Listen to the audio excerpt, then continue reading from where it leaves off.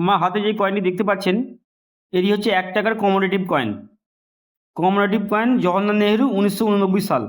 এটা কলকাতা মিন্টে কয়েন আছে, ঠিক আছে। বাট এই ধরনের কয়েন যদি সত্যি আপনার বাড়িতে থেকে থাকে তা আপনিও পেতে পারেন 1000 টাকা পর্যন্ত, 300 থেকে 1000 টাকা পর্যন্ত।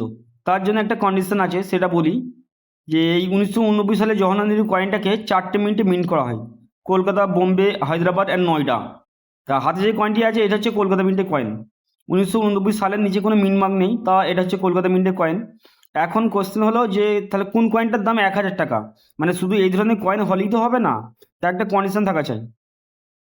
1989 সালের নিচে একটা মিন্ট মার্ক থাকবে, সেই মিন্ট মার্কটা কি? নয়ডা মিন্ট। এখন নয়ডা মিন্ট আমরা কীভাবে বুঝবো? নয়ডা মিন্ট বোঝার জন্য 1989 সালের নিচে একটা রাউন্ড ডট বা বিগ ফুল স্টপ থাকবে, ঠিক আছে, রাউন্ড ডট বা বিগ ফুল স্টপ।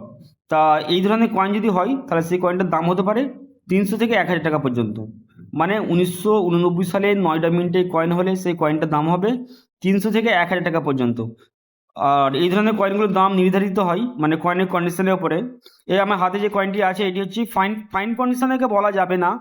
তা এই ধরনের কয়েন হলে যে 1989 সালে নয়ডা মিন্টে হয় তা তার দাম কিন্তু খুব একটা বেশি পাওয়া যাবে না, ওই 500 টাকা পর্যন্ত পাওয়া যাবে।